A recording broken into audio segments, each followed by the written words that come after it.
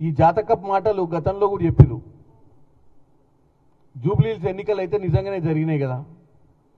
ఇప్పుడంటే ఆయన పగటి కళలు కనొచ్చు. అప్పుడు జూబ్లీహిల్స్ ఎన్నికల కూడా సర్వేలు చెప్తున్నాయి 50,000 మెజార్టీ తోటి బీఆర్ఎస్ పార్టీ గెలుస్తుంది, కాంగ్రెస్ పార్టీ పతనం స్టార్ట్ అయింది, జూబ్లీహిల్స్ తోటే మొదటి మెట్టు మొదలైద్దని చెప్పిండు.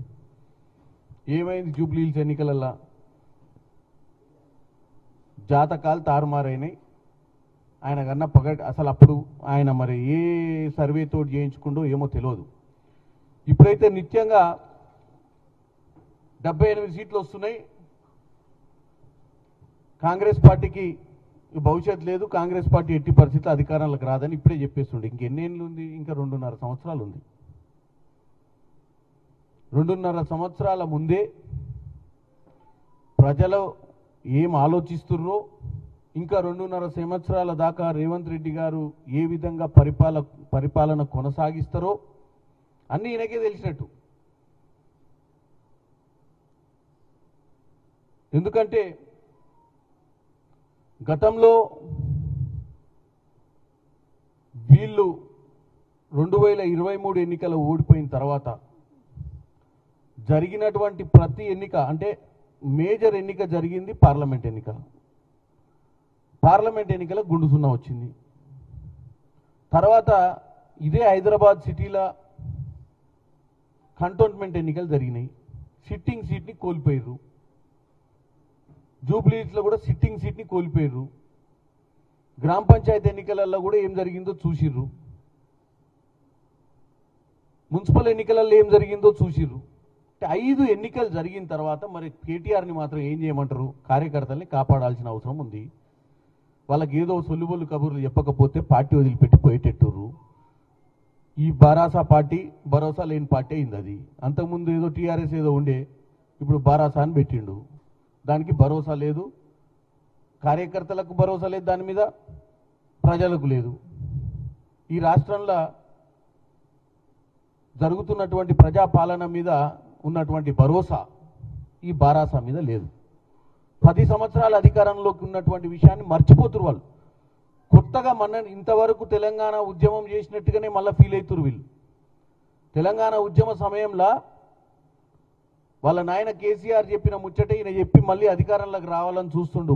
కానీ వాళ్ళు మర్చిపోయింది ఏంటంటే, ఈ తెలంగాణ ఉద్యమ సమయంలో మీరు చెప్పిన మాటలు నిజంగానే ప్రజలు విన్నారు. ఏమి విన్నారు మీరు? అప్పుడు మీ నాయన చెప్పిన మాటలు బ్రహ్మాండంగా ఉండే. నాకు ముఖ్యమంత్రి పదవి వద్దు, నా పిల్లలు అమెరికాలో చదువుకుంటుర్రు, నా బిడ్డ అమెరికాలో ఉంది, నాకు అసలు ఆశ లేదు రాజకీయాల మీద, నా కోరికల్లా తెలంగాణ తేవడమే, ఒక దళితుని ముఖ్యమంత్రి చేస్తా అన్న విషయం బాగా నచ్చింది అప్పట్లో. తర్వాత నేను కానీ ఎవరు కానీ మా కుటుంబంలో ఏ అధికారంలోకి అది ఏ పోస్ట్ కూడా తీసుకోమని చెప్పడం జరిగింది. తర్వాత ఏమైంది? అధికారంలోకి వచ్చారు. వచ్చినాక ఏం చేసేది చెప్పండి మీరు? నీళ్లు నిధులు నియామకాల నినాదం కోసమే కదా మనం పోరాటం చేసింది.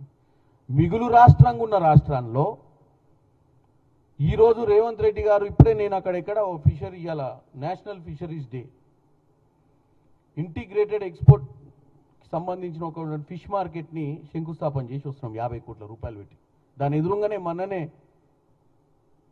ఫ్రూట్ మార్కెట్, ఇంటర్నేషనల్ స్థాయిలో ఫ్రూట్ మార్కెట్ని కూడా స్థాపించడం జరిగింది. దాని పక్కనే ఇంకోటి రిజిస్ట్రేషన్ ఆఫీస్ కూడా ఇంటిగ్రేటెడ్. మరి ఇవన్నీ కూడా మనం గత 10 సంవత్సరాలల్లా మిగులు రాష్ట్రంలో ఉన్నప్పుడు ఎందుకు చేసుకోలేకపోయినామో ఒకసారి ఆలోచించాలి కేటీఆర్ గారు. మీరు చెప్పే ముచ్చట దేనికోసం మీరు మీ గురించి ప్రజలు నిజంగానే అన్నం తినకుండా మీరు అధికారంలోకి రావాలని కోరుకుంటారో చెప్పండి. రోజు పాపం రోజు టీవీ చూస్తున్నట్టు ఎప్పుడు మా కేటీఆర్ వస్తాడు, ఎప్పుడు మళ్ళీ ప్రమాణ స్వీకారం చేస్తాడని ఆ ఫీలింగ్ నీకు ఎందుకు వస్తుందో మాకు అర్థం కావట్లేదు. నువ్వు పగటి కళలు కానీ నువ్వు మధ్యాహ్నం పూట ఏం చేతగా అటు ఇటు కాక ఓ రోజేమో పులికేసి వేషం వేసి ఓ మీటింగ్ పెడతావు, ఓ చౌరస్తలా ఓ రోజు ప్రెస్ మీట్ పెడతావు, ఓ రోజు తొయ్యక పండుకొని కలగంటావు. రోజు ప్రెస్ మీట్లు పెడితే ఏమి ఒరగదు తరగదు. చెప్పిన ముచ్చటే చెప్పి ఏం కావట్లేదని రోజు చెప్తే ఏం కాదు కేటీఆర్ గారు. దాంతోపాటు మీ బావగారు ఒక సైడు తాడి చేతి అంతా పెరిగిండు, ముచ్చట ఏం చెప్తుండు, ఒక 3 నెలలు అవకాశం ఇస్తే మళ్ళీ వచ్చేది చేస్తారట. ఈడ ఏందా నువ్వు చేసేది? ఇరిగేషన్ నీ చేతిలో పెడితే ఏం చేస్తావు? పాత ఏమన్నా బకాయిలు వసూలు చేసుకుంటావా ఏంది? మిగిలిపోయినాయి అక్కడిక్కడ. అప్పట్లో ఏమన్నా కాంట్రాక్టర్లు ఎవరు ఉంటే వాళ్ళ దగ్గర ఏమైనా హరాస్మెంట్ చేసి కూడా బిక్కుందాం అనుకుంటున్నావు ఏంది? ఏం చేస్తావు నువ్వు? దగ్గర మేడిగడ్డను బొందలగడ్డ వేసిన పరిస్థితి నీదే. ఇరిగేషన్ శాఖ మీరే చెప్పిర్రు తుమ్మిడట్టి దగ్గర నీళ్లు సరిగ్గా సరిపోవు అని మేడిగడ్డ దగ్గర కట్టినామని. మేడిగడ్డ నుంచి మీరు 9 ఏళ్ల పైచిలుకు పాలనలా హరీష్ రావు గారు మీరు కట్టిన ఏకైక ప్రాజెక్టు కాళేశ్వరం మీద 1,27,000 కోట్లు ఖర్చు పెట్టిరు. మీరు ఎన్ని ఎకరాలకు నీళ్ళు ఇచ్చిరని ఇప్పటి మటుకు ప్రజలకు ఒక్కసారన్నా సమాధానం చెప్పారు. ఎన్ని ఎకరాలకు నీళ్ళు ఇచ్చిర్రు, ఎంత ఆయకట్టుకు ఇచ్చిర్రు, అసలు డిస్ట్రిబ్యూటరీ కెనాల్స్ ఉన్నాయా కాళేశ్వరం కింద? రోజుకు 2 టీఎంసీల నీళ్లు ఎత్తిపోస్తాము, సంవత్సరానికి యావరేజ్గా 195 టీఎంసీల నీళ్లు ఎత్తిపోస్తామని చెప్పారు మీరు. మొత్తం మీ హయాంలో 2019 నుంచి ఏది కాళేశ్వరం కట్టింది, ఇప్పుడు 2019 నుంచి 23 దాకా 162 టీఎంసీల నీళ్లు మీరు ఎత్తిపోసిర్రు ఎల్లంపల్లిలకు. తర్వాత ఏం చేసిర్రు? ఓ 63 టీఎంసీలు గేట్లే తెరిచిర్రు, వరదలు వస్తున్నాయి వెనకకెళ్ళారు. అంటే మీరు 9 ఏళ్లలో ఏం చేయకుండా ఇప్పుడు వచ్చి తెలంగాణ ప్రజల్ని తప్పుతో పట్టియాలని నాకు 3 నెలల అవకాశం నేను వచ్చి ఏం చేస్తానో చూపిస్తాను నీకు. ఎలానో లేదు ఏం లేదు, మొత్తం సస్యశ్యామలం చేస్తా అంటే మరి అప్పుడేం బీకిర్రు? నువ్వు మర్చిపోతున్నావు, మీతోటే మొదలుగాలి ఈ దేశంలో ఇరిగేషన్ అనేది. మీకంటే ముందు కాంగ్రెస్ హయాంలో నాగార్జున సాగరు, శ్రీశైలము, ఖడెము లాంటి ప్రాజెక్టులు చాలా కట్టిరు, ఎస్ఆర్ఎస్పీలు అన్నీ. ఏది కూడా ఇప్పటి మటుకు కూలిన దాఖలాలు లేవు, ఇట్లా పిల్లర్లు కుంగిన దాఖలాలు లేవు. ఇట్లాంటి దరిద్ర పరిస్థితి, ఇట్లాంటి క్యాగులు, ఇట్లాంటి నేషనల్ డ్యామ్ సేఫ్టీ అథారిటీలు, ఇంత టెక్నాలజీ మనకు అవసరమే లేకుండే. ఎందుకో ఎప్పుడన్నా మాట్లాడుకున్నామా? గత 1950 నుంచి మొదలు పెడితే ఇప్పటిదాకా ఈ భారతదేశంలో ఏ రోజన్నా నేషనల్ డ్యామ్ సేఫ్టీ అథారిటీ ఏందనేది ఒక సామాన్యునికి అర్థం కావాల్సిన అవసరం ఉండేనా? జస్టిస్ ఘోష్ లాంటి వాళ్ళ గురించి ఇక్కడ కమిటీలు వేయాల్సిన పరిస్థితి ఏర్పడ్డదా? ఎందుకు పడ్డది ఇదంతా చెప్పండి.